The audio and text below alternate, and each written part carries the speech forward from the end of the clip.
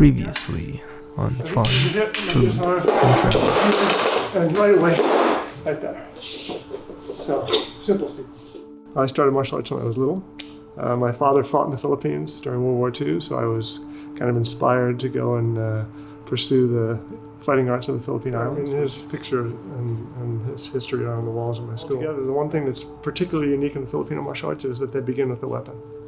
The weapon is the first thing that's taught. So as he goes to hit me, I already have the hit right there.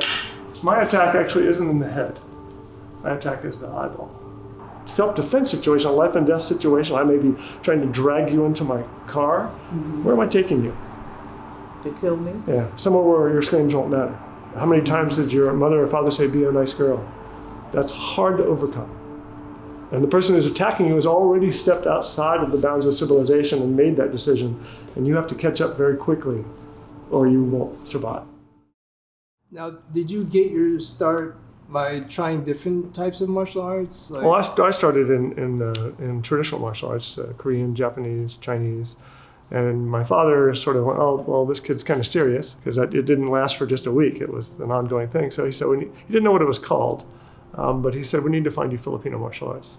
When my dad landed on Leyte in October of 1944, the Filipinos who came out to greet him were all escrimadores.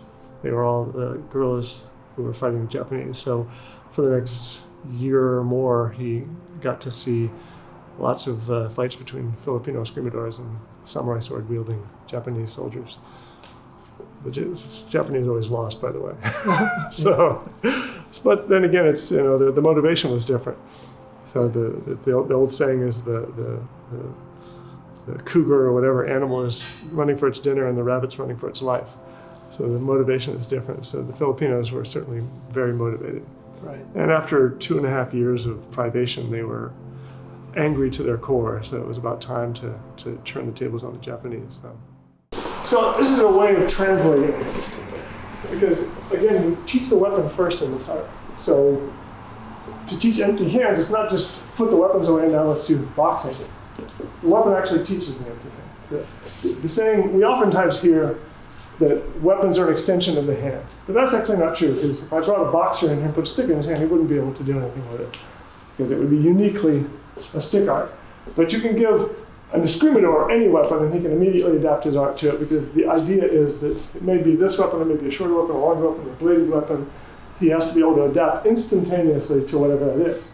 When we teach this art, we teach adaptation as the basis as opposed to a memorization of techniques. So it's more like a language than it is a box of blocks that you stack on top of one another. So we're just going to isolate. He's hitting me on this angle d'alava, number 2 angle, okay? He's hitting me here. I'm going to just parry that. I can hit him right here and disarm him like this. There's a couple of reasons I'm doing what I'm doing. First of all, I have to stop this shot. As he's coming in, the average person can get the stick going 60, 70 miles an hour. So I've got to actually hit it to stop it. I just put my stick up, he's just going to drive my stick into my face, okay? So I actually have to use some velocity here to stop that shot. From here, I can be striking him here. I know he can counter this by bending forward at the waist. And now I can pull his stick out and keep going. So I need to prevent him from bending forward at the waist. So before I do this, I bring this right up into his face. Okay, so I know how he's going to counter. Then I can take this out. From here, I still have his stick, so I can lock it up here. I can put it underneath. I can lock him. I can do many different things from there. But the key here is what we would call the path of motion. So if you watch just my motion itself, I'm following figure 8 patterns here. I'm going upward like this, and I'm going downward like that. So as he holds this, if I do the same action without him, I'm coming here and going there. It's like I'm doing a simple figure 8 kind of pattern like this. So if I don't have a weapon, when it comes to hit me, I can still do the same technique. Now I simply have to change the time. Previously I had a weapon in my hand which gave me a little bit of distance, but now I don't have a weapon. So he has a lot more fearlessness to come in on me. So I have a big problem.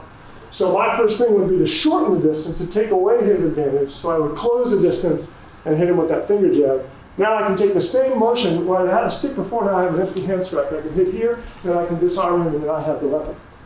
So if I have no weapon and he has no weapon, now we start looking at the art differently. Again, the characteristic of the weapon changes the technique, but the pathway remains the same. So he now comes to hit me. We can use what are called guntings. Gunting is the Filipino word for scissors. Okay, there's lots of different ways we can do it. I can go after this ulnar nerve here, which is really joyful. Okay, you can go after the bicep. There's lots of different ways. I can do this certainly with a knife as well, but for now I'm going to go after this ulnar nerve. So I'm going to do that just by cracking it right there. So I'm hitting it here. Now I have a finger jab again. Now since I don't have a stick to disarm, I have his arm, I can hit him here, but now I can bend this arm and lock him up. This can become just a technique by itself. I can drive him to the floor, but I can also make it much more aggressive. I can strike here. I can also reach across and pull him this way. This, I can just drop him on my knee, so it just breaks his back. So as he does that again, just go slow. So I'm here, have that same hit, I lock him here. This can be a strike.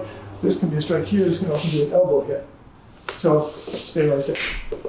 So if I take a knife and I do the same action, again, he comes to hit. There's a Filipino saying, my opponent will only see my knife when it's coming out of him. Okay, so he comes to hit me, whew, there goes his tricep. So now I've cut him, I've pulled him, I've cut his bicep, there's the cut, there's his neck. So same technique now, same da'an. Again, we say technique, we're really not talking about a specific technique. We're talking about the pathway of the motion. All these things are the same, so if he has a stick, and he does the same thing, the pathway is the same. You see it? So it's a hard thing to learn because people have been taught through their scholastic education to learn A, followed by B, followed by C, followed by D. And this is more like a tree. We refer to this as the ugat principle. Ugat is a Filipino word for root, like a root growing. As the roots develop and broaden, the techniques can flourish and flower in many different ways. So this is the way we teach this art, is like a language or like a tree growing, as opposed to just A, B, C, D, E. So by the way, we never teach a single technique in this art. Everything is always linked together as a combination of things. So it's like a phrase or a sentence as opposed to just a letter or a single word. So there's a little lesson. As a school, we can prepare you, we can show you the art, we can give you the understanding of it intellectually, socially, culturally, etc. But will you do it? Will you develop the willingness and the wherewithal to apply it? That's a choice you have to make. And there's lots of considerations, philosophical, ethical, legal, moral, all of those things come in.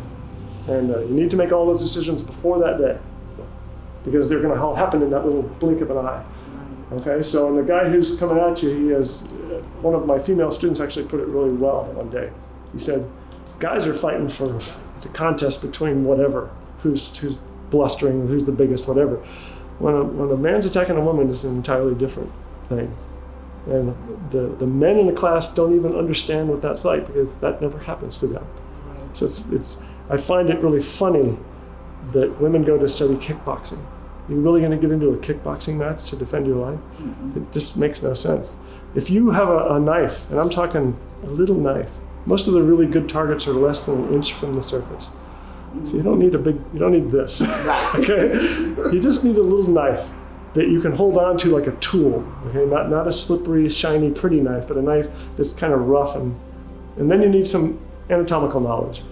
What is effective? And this, by the way, I don't want you to carry around the desire or the intention to harm your fellow man or to kill. You really want to go, oh, today my focus is to kill him.